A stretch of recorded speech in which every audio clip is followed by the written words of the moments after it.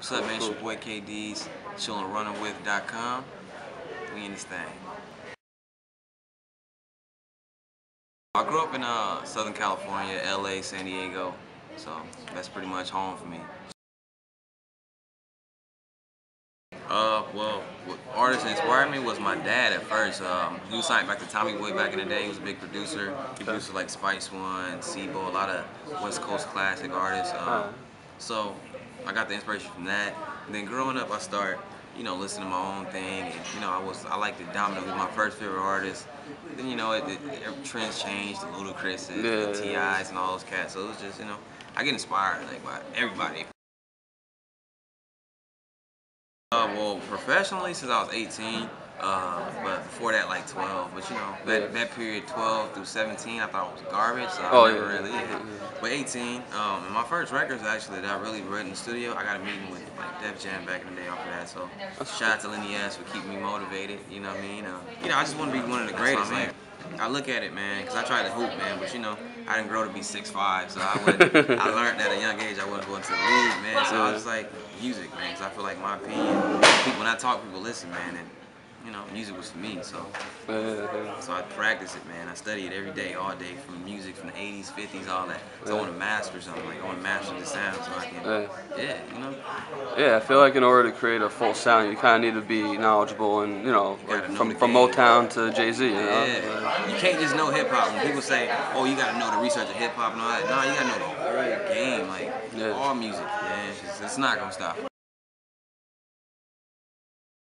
Amazing, like that shit is dope as hell. Like I heard that beat, I'm like, oh, it's over. Like, if somebody hear this and you don't like the song, then something's wrong with you. That's how good the beat was. I just have to talk about it. You know what I mean? So shout out to Canal Royale for that, man.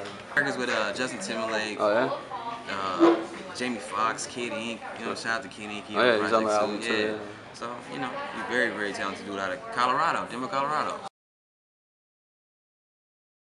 Yeah, 106 in Park. I did the Wild Wednesday. So shout out to BET for giving me the opportunity. You know what I mean? I did pretty good. I didn't win, but it was a good experience. Being on TV for the first time, being on set, it kind of like gave me my first 15 seconds of fame. You know what I mean? Which is the label name, right? Yeah, 15 seconds of fame ENT. So it's ironic. And we got Fame You Threads to our clothing line. So just keeping it rolling, man. Trying to inspire and keep building. You know what I mean? Well, me and my brother Miles, man, we was just, we was in college, man. You know how college kids is. We out messing with chicks and having fun and all that. And we was always like the freshest dudes where we was at, no matter where we was at, from LA to San Diego. We always stood out. So it was like, what can we do? Like, let's just make a lifestyle out of what we do. You know what I mean? It's just, so we just some fly dudes doing it. So we just turned it into music, and the music was just good because all that practice I had. It's like, let's do it. It's the time to do it, and we did it. Is that where the inspiration for the Dip It video came? Yeah, pretty much. And that we kind of wanted that feel like that house party feel. House party too when I was in college, because it kind of tied into what we was doing. We was in college, so it was like, why not do it? You know what I mean? It made sense. Yeah. So it was dope. That was a fun experience, man. Kel Mitchell, man, like that dude was a genius. Like he could turn on his swag like that. Like, he's hysterical. Yeah. So I watched the video for the first time, and I wasn't I had no idea he was in it. And he showed up, like, wait a second, is that? Yeah. I think it is. Yeah. That's what everybody say. So it was a blessing, man, just to have him a part of that. You know what I mean? So. Had you through a personal friend or reach out to him? Yeah, it was actually through a cat named Land. He's a big promoter, big film guy in San Diego. He had like a thing called Jerkin Radio. So since I was kind of growing in San Diego, he kind of took a hold to the music and he just made things happen. You know what I mean? 22 Summers, 22 Summers, man. I was actually 23 when I was writing it. But since I was on my 22nd summer, because I was born in October, so it was like I didn't have my 23rd summer yet till it passed. But so pretty much it was just embodying what I was at that time. You know what I mean? Just life problems, girl problems, stuff like that, and I just tried to embody that and put it into an album to where people would like it and get to know me. And I feel like I did pretty well with that. You know what I mean? I got like a mixture of everything, whether it's content records, good feeling records, club records, you know, commercial records, crossover records. I feel like I got that. I don't know, I kind of feel like every classic album I've seen had at least 15 songs, you know what I mean? So I was like, you know, let's just go there and just, you know, base it off of that, you know what I mean? It gives the listener the money's worth too, you know. Yeah.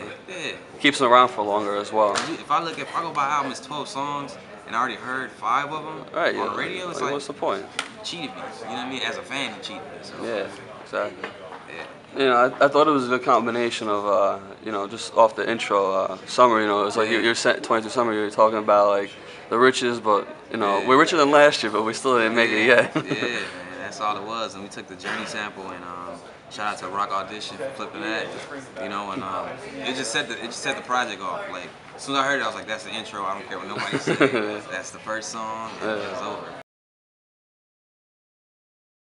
Actually, man, it was like I just seen K-Deez grinding, man, and it was at a point because I became a fan of his before he was at where he at right now. So it was like, man, like it'd be a blessing to work with the dude, you know what I mean? So I hit him up, and he was humble enough to hit me back. Send me a verse, you know what I mean? So shout out to K-Deez, man. This project, man, I wish I could get more features. Like, I just want to, you know, expand and have people, I feel like, do music with great people, people appreciate it, you know what I mean? I can't just, I feel like just doing something by myself is good, but reaching out and networking to everybody else, man, that's what music is for, you know what I'm saying? And bring people together. Yeah, I did a show, shout out to my man Cali Camp, man, for helping me out, man. He helped me get on the show out there, so. It was a big show for me because it was South by Southwest. It's a huge show for anyone. Yeah, so it was pretty big, man. It was a good experience. Hopefully next year, performing was different from that being in the studio. I look at the studio like, okay, I gotta go in there and cook up something so when I do perform, I wow people. Like, I take pride in that, especially with me not having a DJ right now. I gotta go harder. Like my set gotta be that much vicious than anybody else. And if I'm opening for like a big artist, I gotta kill that show.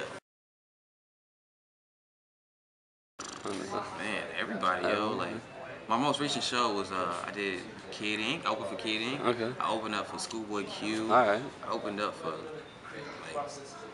dang, everybody. Everybody's coming up. Big Sean, everybody.